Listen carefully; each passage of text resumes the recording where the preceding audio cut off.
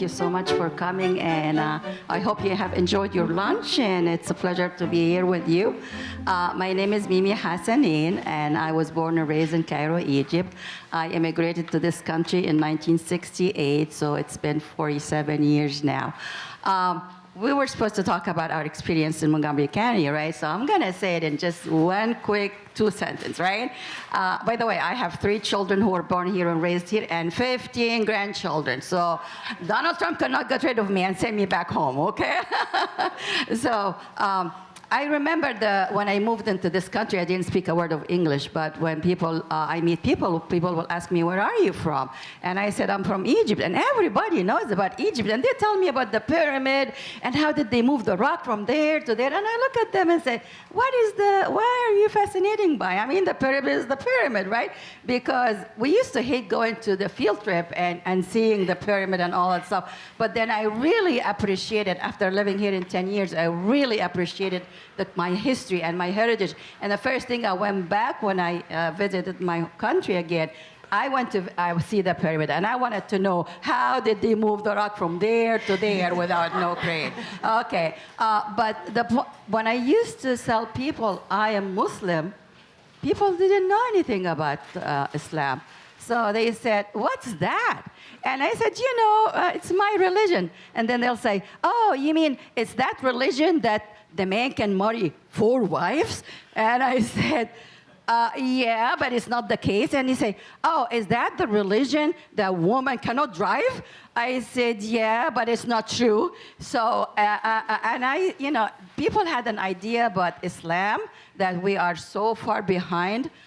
We don't know anything, and people really did not know anything about Islam. Now, everybody knows about Islam.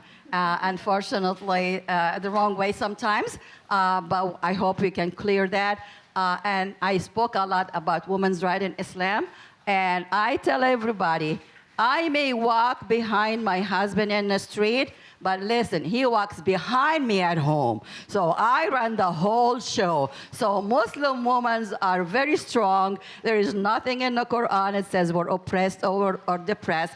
And congratulations to the Muslim women in Saudi Arabia. Now they can drive. So we got liberated, and I always say, give me my wings, and I will fly. And I have been flying. Thank you so much.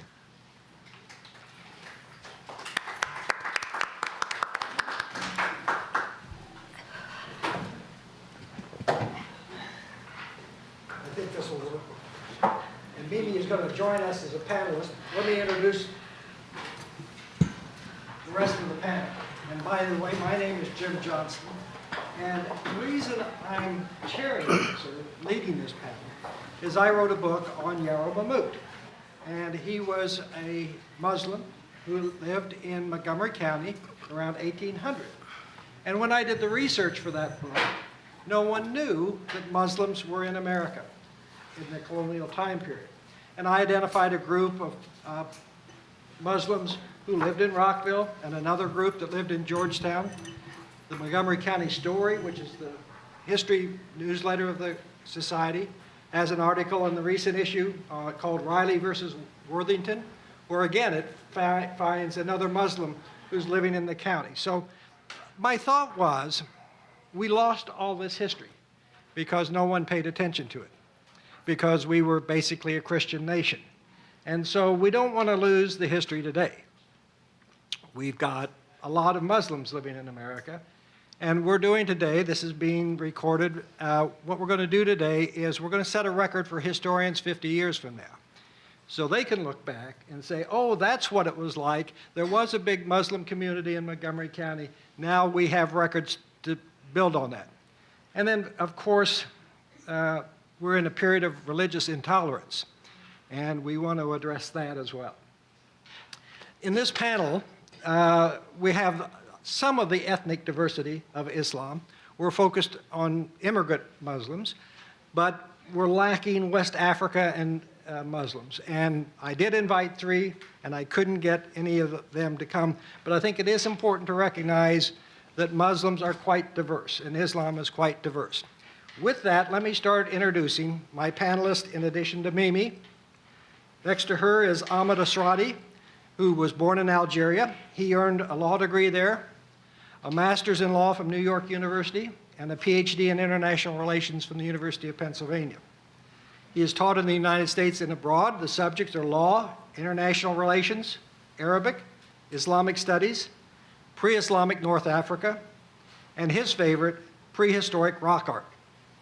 Among several varied current endeavors, he's an adjunct at Howard Community College, teaching languages and anthropology, and a researcher at the Smithsonian Museum of African Art. On his left is Rina Hafez. She was born in Pakistan. She attended public schools in Denver and Tulsa. She has a Bachelor of Science degree in electrical engineering from Texas A&M and a master's from George Mason University. She has been speaking to audiences for over 20 years. As an entrepreneur, she has helped women business owners learn how to run successful businesses. After 9/11, Rina was asked to do a presentation on Islam for her children's school. Shortly after that, she was asked to teach about Islam to a group of Air Force cadets, and the requests have been coming. As a Muslim woman, she has talked to community groups and international organizations about the extensive rights of women in Islam. She also has a radio program, and hold up your little name tag. My radio name. Sam. Sam Mack. Sam Mack. And next to her is Bano, also from Pakistan. After coming to the United States, she founded Chai Time, or Tea Time, a community-based speakers forum in Potomac, Maryland, whose mission is to promote an appreciation of heritage and culture of an immigrant generation and to highlight current issues and events facing Muslim Americans. She's an artist who has been active in organizing art and community events and exhibitions for over 40 years, and is a member of JMART, J-A-M-A-R-T, an interfaith community of artists. She is active with the Montgomery County Muslim Foundation, a nonprofit organization focused on eradicating hunger while promoting strong and positive relationships between Muslims and non-Muslims. Now, we're going to have this just as a conversation among the panelists, although each of them will have about 5 minutes to tell their story. You have 3x5 index cards on the tables. What I'd like you to do is, if you have questions as we go along, just put them up, send them up here, and I'll incorporate them into our conversation. And at the end, if necessary, we'll do a traditional question and answer. But this way, we can just all talk together. With that, Ahmed, would you like to start with your presentation? I wish I didn't have to start. That would imply some reinforcing some patriarchal notions about Islam. Well, I want to thank the society, the Montgomery Society, History Society, for inviting me. I want to thank Jim for including me, and I thank you for your time. As immigrants, we all have different stories to tell, and I thought I might tell you about my story and what identity means to me in life. I came to the States as a student. I stayed, married my wife, Rosemary Sokas, and I have 3 children, Nora, Sarah, and Adam. As Jim mentioned, I was born and grew up in Algeria. Then, as now, identity was very important to me. And my identity, I think, was informed by few elements or few forces. I'll mention 3 of them. Ethnicity, I'm an Arab. Religion, I'm Islam. And freedom. And I mention freedom not out of a sense of idealism or romanticism. When I grew up, Algeria was fighting a war of independence. And we internalized the meaning of freedom. And it projects itself in my life, in the decisions I made about my marriage, my citizenship, what I teach my kids, and all that. And you might ask, how do I reconcile freedom and Islam, given that we do have some preconceived notions about these 2 important ideas? Well, I'll surprise you, I tell you it's easy. Where I grew up in Algeria, Islam was an authentic religion. It was not a fundamentalist or Salafist or Wahhabist, like the type of Islam that came later to Algeria and almost destroyed it. growing as Muslims in Algeria, children went to Quranic school and learned some Quran. Grown-ups attended the rite and performed all the Islamic duties. Young people tried to follow from childhood to adulthood. They generally fasted. They did not drink. I'm talking about young people. They did not eat pork. There was no pork. And when it came to performing duties like salat, some of them did it all the time, some of them some of the time, some of them not at all. They were not happy about it, and the elders and the parents didn't like it, but they did not force them to conform to the norms. Why? Because they knew that as a Muslim, a religious duty is between you and God, and Allah is forgiving, is kind, is merciful. They also knew that it's better sometimes not to practice if you are not capable of observing it. It tarnishes the religion, and it brings worse punishment, divine punishment for the sinner. Most of all, people try to live according to the Islamic norms and moralities. They try to be kind, honest, and courageous, not in the machismo sense, but in the sense of being able to own up to your failings. Well, I came to the United States, and my experience increased the demands on my identities, and that made me appreciate freedom even more. I walk my life in the United States carrying 4 or 5 heritages. I am now an Algerian American, an Arab American, a Muslim American, and African Americans. Islam is still important to me. I think about it, I read about it, I write about it, and I teach it to my kids and at school. Again, how do I reconcile my faith and freedom? As I said, I grew up in a tolerant Islam. Islam, as you may know, has no ecclesiastic organizations. It's between you and your maker.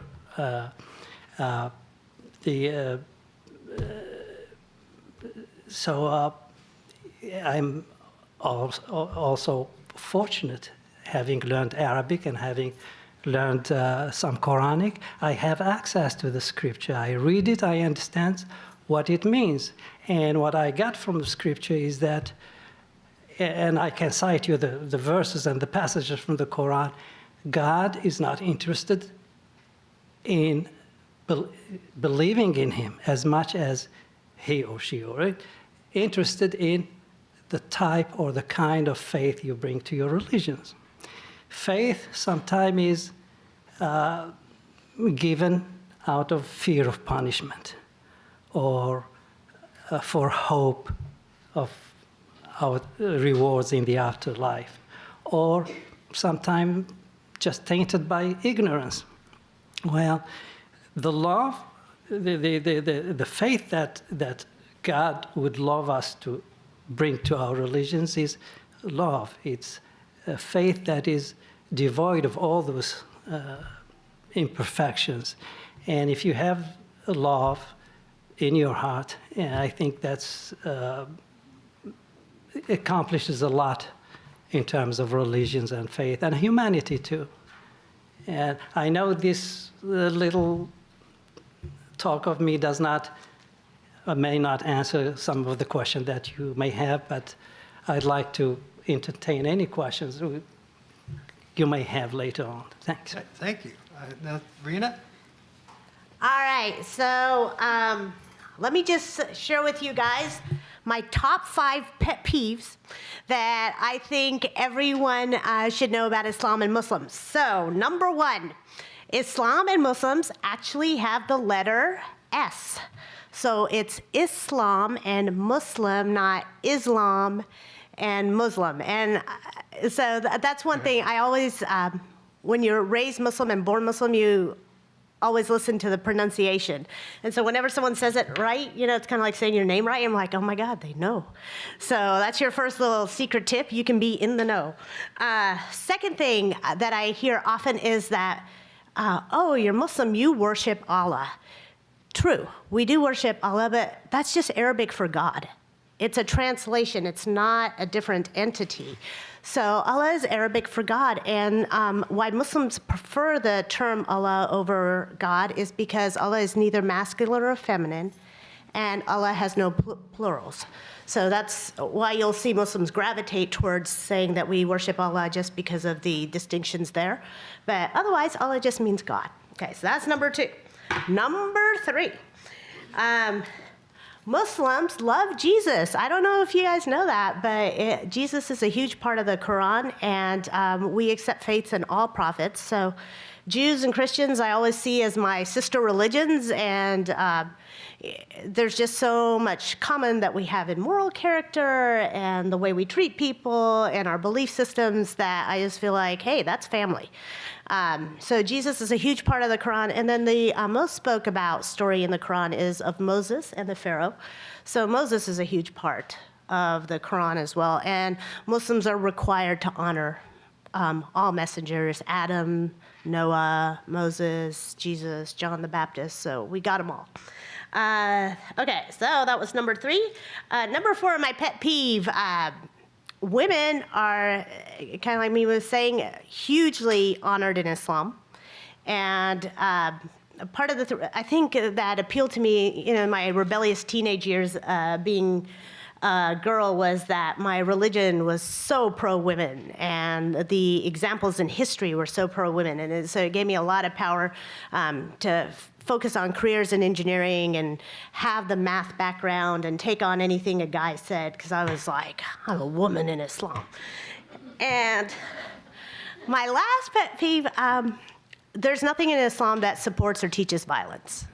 And for some reason, it seems like whenever something happens, that part of the world or a Muslim does something, it's somehow they have some kind of religious approval to support poor behavior. And so there's nothing that you can twist or interpret that you would say in Islam that justifies violence.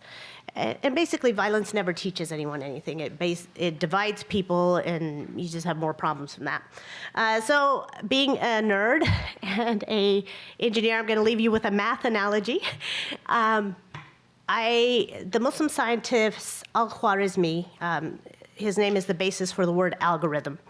And he also invented algebra, or the unification of numbers. And he came up with mathematics for human character.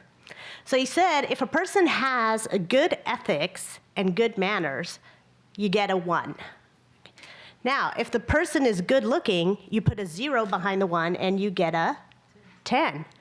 Now, if the person is also honest and rich, right?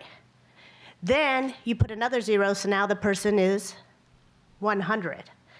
And if the person has good lineage and family, you add another 0 and the person's 1,000. However, if the person doesn't have good morals and manners, you take away the first 1 and the person is 3 zeros. So thank you for being here. Bano. I'm Bano Makhdoom. I came into the country almost about 40 years ago. We came out as students. I was just listening to the brother here, and he described what it was like for us as Muslims from the countries we came. I am an immigrant from Pakistan. When we came as students, I was going back in 2 years. Well, it's been 40 years. It just so happens I ended up being here. He has described more or less the same experience I had growing up in Pakistan. It was a very relaxed Islam. We did our thing, but there was no divisions, no point made that you have to do a certain thing just a certain way. We were free to do whatever we could. and whatever we wanted to. When we came here, it was around 70, 71. A new organization that had already been established or was in the process of being established was the Muslim Student Association. So immediately we got involved in that at the university. There was also a very strong concept of a host family. So we also got involved very much in the American story. We were introduced to Thanksgiving, we were introduced to so many other occasions. And just like the seasons, each time the same thing came. You had two little kids. You have come here with a toddler and a preschooler. You are involved to some extent or mostly in their life. Your husband is putting in 18-hour days at the university. So you're kind of fending for yourself. One advantage some of the people have had from Bangladesh, India, the Indian subcontinent, Pakistan, because of the colonial rule, they were fluent in English before they came. So I got my bachelor's in Pakistan and was married and came almost, a few years later. Once the children were, say, immediately we were focused on identity. He was mentioning it really hits you when you do not hear the sound of the azan or the call to prayer. Suddenly, it's your internal rhythm, internal need to put yourself on pause for those 5 minutes and just take time out from everything and just, thank you, God. Things are going great. What a lovely day. Then again, pause, And for me, living that was a very real part of my life. Following all the tenets were a very real part of my life. So we found a friend in Suzanne who used to have Friday get-togethers. Those Friday get-togethers are the best ones I remember. They would put the children together, all the students, and teach them a little bit, give them coloring books or something, but it was color pictures of Islamic relics or something. So that went on for a while. And then you come through the 70s, you are involved with the YWCA, you are involved with the American Association of University Women, you are involved, and there's a lot of cultural exchange. So everywhere you are asked to wear your native costume and come and bring your native, native display of food, and you're fully participating. So that, all those years, were very formative in the way I was melting in the so-called pot. The process of melting. At one gathering I gathered, someone said, actually it was the governor's wife at the American Association of University Women gathering, and she said, it's like a stew, it's the American stew, and I make up my mind, I'm the carrot. I have to be very colorful, and I have to provide some flavor to this place. And I cannot stop painting, and I cannot stop, any which way it occurred to me, I would just show up and participate. Then you come to the 80s, the mosques have started being established. ISNA, I-S-N-A, the Islamic Society of North America, has been established. They are holding annual conferences. You are going to these conferences.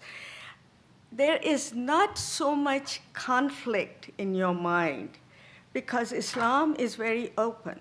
Islam is, I will say, feel I was very lucky to have a partner in life, my husband, who was like, yes, you too have your wings and go.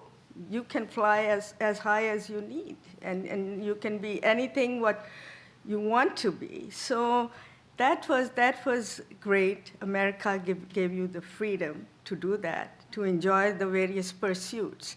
And as you followed your children around and kind of arranged your careers around them, you just floated into so many other interesting pursuits.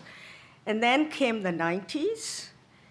I started my own business. I was importing textiles, and and I don't think when I landed up at the Textile Museum or at Bloomingdale's or anywhere else that I was really selling textiles. I was selling a piece of history. And that, to me, became such an important thing. It propelled me for 15 plus years till a few grandkids came, and again, I put myself on pause and did other things. Well, fast forward to New Year's Eve. And one thing you have to know about Muslims, how many of you know Muslims? A lot of you. So one thing you have to know is Muslims like to drink tea. And they also talk a lot and discuss a lot. So comes the New Year's Eve, we have these grand plans. We happen to be living in Europe at the time on an overseas assignment, because since the graduation, my husband has joined the government service of USA. So he's in the State Department and we are outside. And we have these plans to go on a trip to Paris. And it's such a cold day, and everyone else, as you're listening to the news coming in from home, from America, you are listening to the Y2K scare and, and all kinds of things. So we take a decision, we are not going anywhere. And so there is a whole evening free, and he's doing his thing, I go to the computer and playing around. And there's stuff coming to me from the old world. Now I'm connected to, I've suddenly discovered email and I'm working, I've learned how to do work on a computer. And so we are getting messages, and there's lots of neat things happening in the world.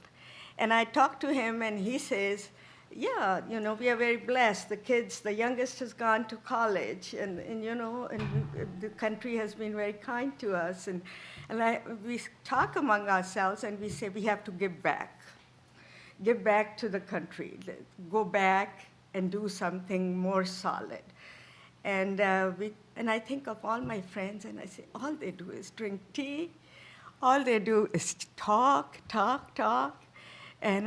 And we decide on a concept. And I'm reading about this book on the computer, and he said, and it's about Islam. Someone has written in America about Islam. I want to know more about this person. I want to know more about what he's written. I'm very curious to buy the book. So once we get back, I get in touch and contact. It's just a cold call in the middle of the night, almost late at night. I'm reading in bed. I've gotten hold of the book, and I call this person, and it has a New York number, and I dial, and sure enough, I give the last name, New York's area code 555-1212, and I dial, and they answer, and I said, I'm in Washington, D.C. Do you think you will come and talk to a bunch of Muslim friends of mine? And they agree. And so I say, I'm going to send you a letter.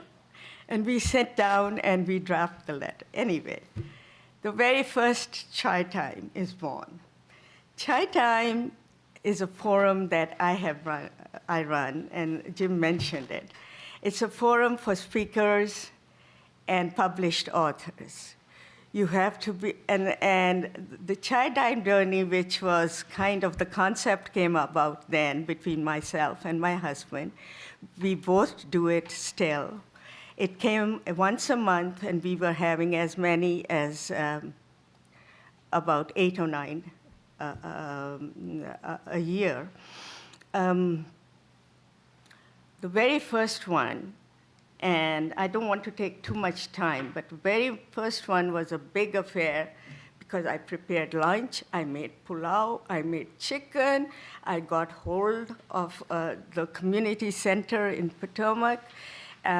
We chose the time right after lunch, and I went around apologetically to all my friends and colleagues and people in the community. Will you come for my lunch? But you know, there's a speaker coming, and we're going to sit and talk about some of the concepts. Well, once they were there, everyone decided it was a good idea. There were some 30, 35 strong supporters. We have had it once a month at the Potomac Community Center. The time was always the same. It was on a Sunday. It was from 2 to 5. And so it's been a program that's gone on for several years. In the meantime, in the 90s, the mosques, so many mosques, came out, the other organizations came out, and in the 2000s, and I'm sure all of us can share something in Montgomery County itself, there, from one major Islamic center, we have over 10 or 15, plus other organizations working within the county. What we need to now do is compile all the history and start feeding it. So that we have not been good at pressing that send button. There is so much material for our history, for the development of the people who came from the immigration since the 1965 immigration to today that can be shared. Let me thank you very much. Mimi, let me give you your chance now. Okay, all right. Well, thank you. Well, I definitely will say you need to go to her Chai Time because I have been to a couple of them and she does a great job. So thank you so much, Bano. It's really great. Okay, my story is a little bit different. As I told you, I grew up in Egypt, and in Egypt, and I did not wear the scarf because I grew up in the 60s and 50s, and during Nasser time, and you know, you should not be wearing hijab, and you know, you're supposed to get married, so you're supposed to look so pretty, you know, so all you need to care about is how you look as a woman, right? Yet I do know about my religion. I do know the 5 pillars. I hear the adhan every time. So the religion was in me. I know what my religion was all about, but I didn't really practicing it fully, meaning like I did not wear the scarf, I did not wear the long clothes. I mean, you know, I wear mini skirts and all that stuff, and you know, because that was the thing to do. My marriage was arranged, and back way then, you know, I mean, my husband immigrated before, you know, he came here to the United States, and he says, oh, life is too easy here. There's a lot of women, and I want to be a good Muslim. I want to get married. So he sent to his family, ship me a bride. So I was the lucky one. And I remember you know, his family came to check me out, and, you know, and his mother, my mother-in-law will sit and touch me, you know, like I'm real, you know, I don't have a wig. And, you know, traditions, when you get married, you're supposed to go and give your husband's family drinks, so they, you know, they see that you're a good girl and a good hostess. And after they check me out, and, you know, my they ask for my hand because that's tradition. His family has to ask for my hand. And my dad said, yeah, I only saw his pictures, and he didn't look cute. And I said, oh my gosh, my dad says, okay, what am I gonna do? The agreement was finished, right? Okay, so I said to him after they left, and I said, Dad, he doesn't really look cute. Can I change my, well, I was supposed to come here and meet him, right? Because I was coming to visit my uncle, and that's why when his family find out I was coming, they said, okay, let's just bless the marriage first, and then when she goes there and she finds whatever it is, whether she goes for it or not. So I asked my dad, I said, he doesn't really look cute, so can I change my mind when I get back? And then my dad looks at me and he says, a man is a man. If he can provide you, that's all you care about. The look does not matter. So how are you going to come here and listening to those words in your ears and, you change your mind? So I came and I told my uncle, when I stayed at my uncle, I told his wife, I said, Auntie, please, I'm going to look from above and I will see when he's coming down. He lived in Washington and my uncle lived in New Jersey. And I said, if he looks cute, I'm going to come down. If he doesn't look cute, says, she's gone. And she said, no, we can't do that. You don't put us in shame. You're going to come down no matter what.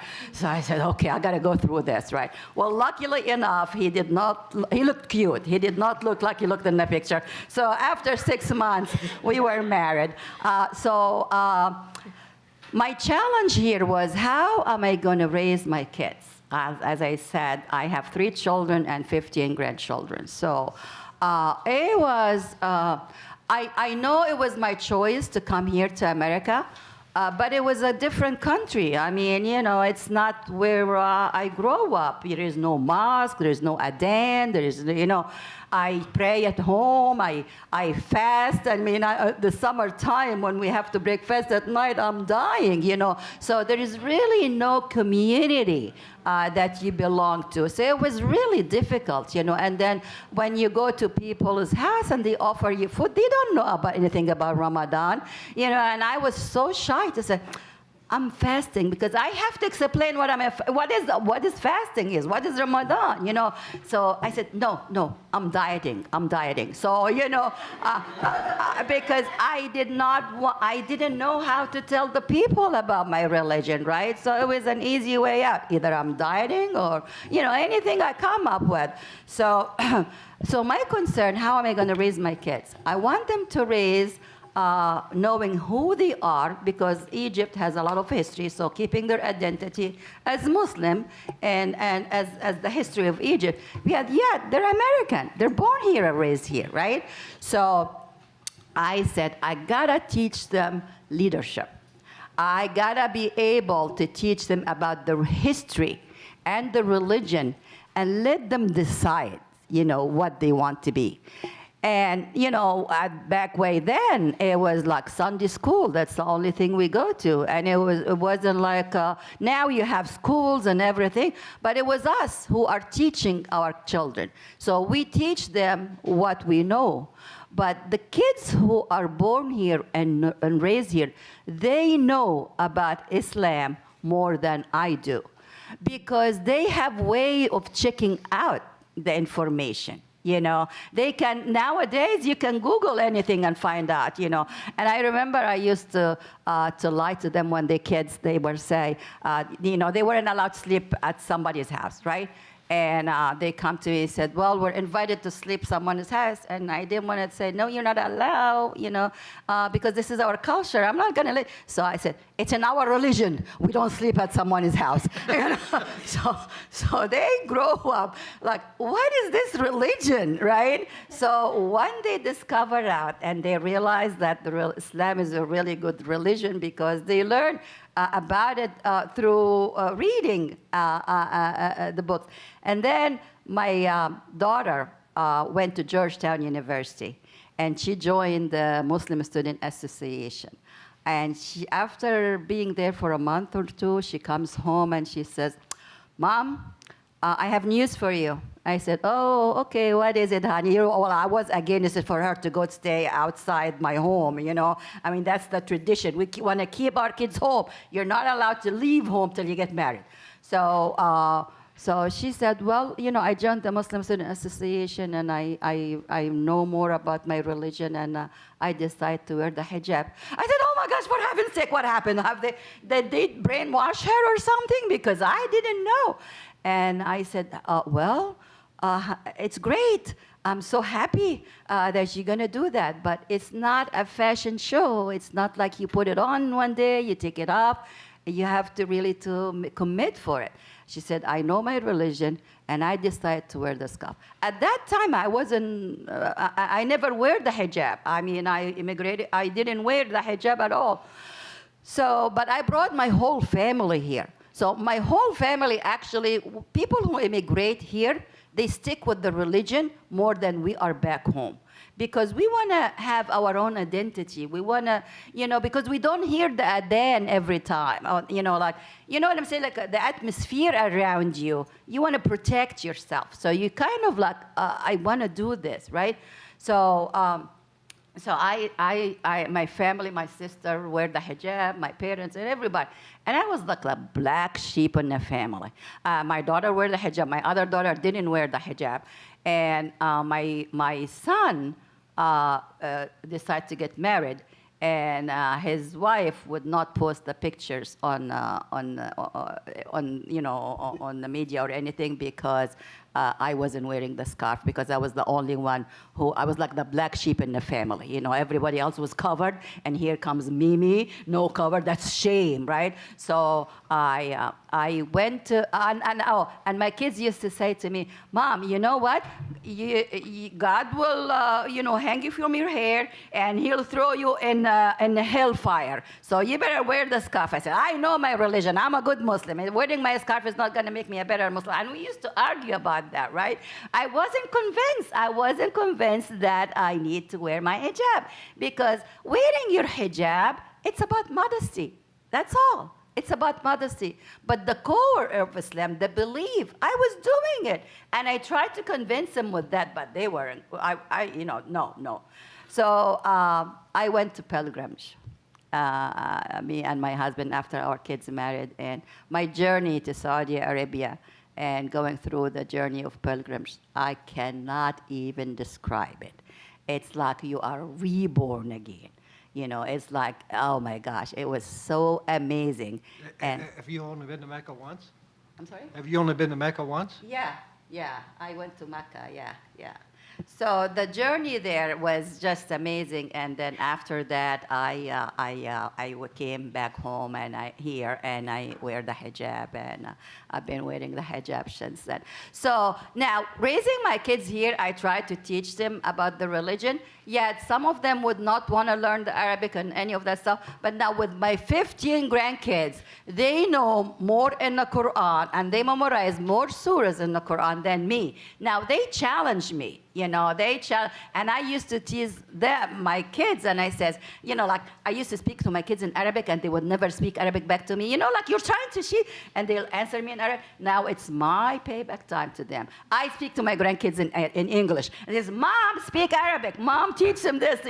So it's fun. That being a grandma now, I look at as fun. But it was a difficult journey, and that's what we try to do. We try to teach our kids who they are, so they be in the right path. Islam is the religion of peace. I talked a lot about Muslim women in the Quran versus the culture, because a lot of the stuff you hear about Muslim women, right, is based on the culture. Islam is very, Muslims, the only common thing between us is the Quran. All of us, everyone who is Muslim have to read the Quran in Arabic. So all of us here must learn the Arabic. But he speaks Arabic because he comes from an Arab country. I speak Arabic because I come from an Arab country. They speak Urdu. So, but the diversity, their weddings are different than us. It's a rich of history and culture. So there is a difference between the culture in Islam and the Islam as a religion. Mimi, let me take my part here, which is to go back and get some questions. Okay. And I really appreciate it. And you know, Bano said that Muslims are quite loquacious. And so I'm having trouble with you and being too loquacious. So I'll ask you to not be so much, just be Muslim. Anyway, but I want I want to get out really quickly, first of all, a practical question, which is, do you live in Muslim communities? Where are the mosques? How often do you interact with other Muslims? Each of you sort of lightning round of answers. Well, yes. There is so many mosques now. There is almost 5 mosques in Montgomery County. The first one was being built in Silver Spring, which is called Islamic Muslim Community Center. That was the first and largest one. But there is almost 5 mosques in Montgomery County. And is your neighborhood a Muslim neighborhood, or your neighbors? Well, they're just regular neighbors, Okay. But we try to get together on meetings and events and stuff like that. But Ahmed? I don't attend mosques. I'm sorry. Ahmed and I know each other. We tease about this. Go ahead. And your community, you're in just a regular neighborhood. It's not a Just in a regular neighborhood. not an It's enclave. not religious, not ethnic. It's just anonymous. Rena? So, yeah, I mean, we live, our neighbors are all backgrounds. I don't go to mosque on a regular basis. I do hit up local mosques for religious holidays. So, and then as for my kids learning Arabic, now they have a teacher coming in from Pakistan on Skype. That I had 4 kids. I was tired of driving them around and hearing them complain the whole way there. And so I was like, sit down, it's coming in on Skype, you have to do it, and you know, your allowance and everything else depends on it, so there. Bano? Well, I avail of all the mosques in the area. We try to catch Friday prayers. It's becoming more and more important to me, and I think a few more trips to Mecca and I might be like Mimi and you see me in the hijab. But that is, again, it's protection of your own identity. No one can, there's a degree of melt. And I think in this age group, the stage in your life, you hit the hardcore. The Muslim Community Center is the largest. It's was built in 1976. yeah. So that is one. There is the Islamic Center of Maryland, and there is also we have one in Germantown. Yes, That's the latest one. So the interactions for Ramadan, which is kind of like a yearly thing, every center, and I'm going to invite you, please come to any of the Ramadan get-togethers at any of the centers. They have outreach programs, and we will get to you, Jim, if you want to send out the thing. And it's just sharing a meal as everyone breaks their fast. There is, of course, Eid gatherings. There's outreach programs at all of the mosques. So, yes. That's a good idea. We'll do something on that. Thank you. We only have less than 10 minutes. Let's go through discrimination. How do you feel about that? Has it changed since 9/11? Has it changed since 2016?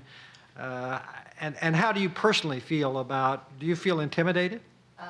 Okay, that's a great question. After 9/11, I was never scared of my scarf. I mean, I just doesn't even feel it. And we had a daycare, and I was so worried that we're going to close our daycare because the parents wouldn't bring their kids to Muslim. But it was the opposite, actually. They were supporting us. They were with us because they knew who we are. So I was never worried about it. I was never scared. This time, apparently, I was at a gas station one time, putting my gas in my car, minding my own business, and this guy in the truck looks at me and he says, "Hey, you lady from ISIS, get out of our country and go back home." And I said, "Oh, no, no, no, I'm not hearing that." I put my face down, I picked up my phone and pretend like I'm, doing something. He insists he started cussing, using bad language. He said, "You're from ISIS, get out of our country and go back home." And I said, this guy wants to really get engaged in one conversation. I don't want to, get in trouble or anything. So I rolled my window. I said, "Hi, sir, are you talking to me?" He said, "Yes, Jimmy, get out of our country and live. You're from ISIS, right? That stupid thing on your head, you're from ISIS." I looked at him and I said, "I really don't know what you're talking about. I don't know who ISIS are. Here is my business card. When you find who our ISIS are, call me and let me know." He took the business card and threw it away and drove his truck as mad. But now I'm scared. Now I am not feeling comfortable. Yes. Ahmed, how about you? Well, it's unavoidable, but it's not as intense, probably because the environment I live in is in academia. But it's something you don't need, and I think that Has it gotten I'm not going to worse? tell you about myself. My daughter was studying journalism, and when the 9/11 happened, she was with the other students at the airport sampling public opinion, and she's like me, dark-skinned, and she had other students. And security was intense then, obviously. And, well, they came to her. She was in the airport, nosing around. And they picked her out of her, the other student, on account of her, of her skin. Things like this happen all the time, especially in this time, for many reasons. But thankfully, we live in the United States, and it's much more different for many reasons. People come to the United States as professionals or as students, and they integrate much better. There is a tendency for migrants to be recruited into community, and they try to recreate the cultures, and that exposes them to intensify the differences and the contrast between. But this is a great country, and I'm saying it because I know what's happening in France or England, or because of the history. They have colonial history. They have to deal with migrations and immigrants, just like the U.S. is dealing with racism. That's the past haunting the present. Migration is a tradition in the U.S. Immigration is a curse in Europe, whether for the host country or for the migrant. Rena? So it hasn't. I think the thing that got me the most was after this past election in 2016, that my kids were going through some of the same stuff I went through in high school. And it was just frustrating because I felt like we haven't changed. As far as discrimination, from 3rd to 6th grade, I went to Denver public schools, and I was bused from a suburban cutesy school to an inner city school. And that experience, even though I was like 8 years old, 9 years old, just to see the discrimination of African Americans in U.S. society. I was treated better at their school based on the color of my skin than those kids were. So I feel like no matter what group you belong to, you're going to get discriminated on some level. So for me, it's been a wake-up call to speak up more, integrate more, and to reach out, start conversations and holding hands, because my kids are going through the exact same type of stuff I went through. So I feel like at some level my generation failed. So. Bano, and then we have only a few minutes left. After you, everybody gets about 30 seconds to say the most important thing they want to say. Go ahead. After 9/11, it was stunning, but it was not that scary. We were hearing a lot of just a president get up and say come to the mosque at the Islamic Center. It meant a lot. Then the Unity Walk started. We would go, walk from the Hebrew congregation all the way down Mass Avenue. That kind of tradition started. So almost immediately, it was a unanimous kind of a shock for the country. We were able to, we heard a lot of incidents in our community, but there was a lot of healing that took place. And now with the changed as well, with the current circumstances, there is a element of an undercurrent of being scared, scared for your future. Not so much for your future. It's been, and our county is the most diverse. It's the most friendly. It's the most, outreaching. But you are like the future of your grandchildren, and what direction may the things take place. So, of course, like Rena said, more outreach. And let's come the other way, the most important 30 seconds you have. Well, I think on the community side, we really need to be more aware of getting more people involved, and sending out those outreach signals and the send button. Chai Time is one forum that we are using. There are lots of others, and I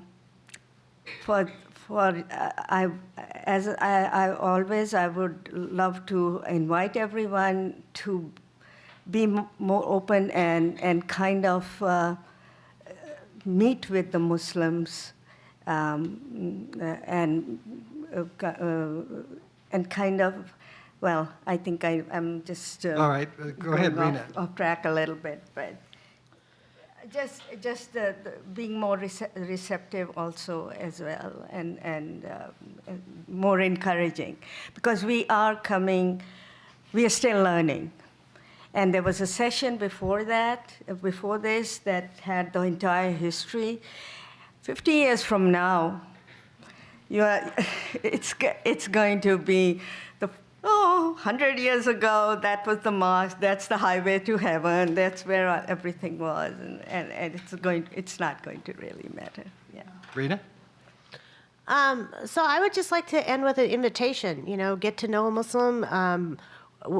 If there's any way we can serve you by having people come to our houses, to reach out to your groups, we'd be happy to serve Montgomery County and the community. That, the stuff you see on TV isn't always real, so come find out. Thanks so much. Ahmed? When I teach Islamic classes, I get a lot of students, some of them first generation Muslims, and they want to be as good Muslim as they want to, which is admirable. But my own experience, I'm involved in a mixed marriage, and I try to impress on them the idea of, are you gonna let your choice decide the choices of your kids? What do you want them to be? And I give them cases, for example. You are a Muslim, an observant Muslim, but you have a young daughter, college, or who wants to model. What would you do? And I divide them in groups and let them think about it. And for us, first-generation immigrants, we tend to hold on the past, its security, but we don't hold any control over the destiny of our children. There is a verse in the Quran, it says that we are created from different nations and tribes to get to know one another, not to fight one another. Life will be so boring if we all look the same, eat the same thing, and we did the same thing. I would ask all of us to treat each other with respect and on a level of a human being. We are all created from the same clay, by one God, and that clay did not have a color, right? Thank you so much. So, thank you very much.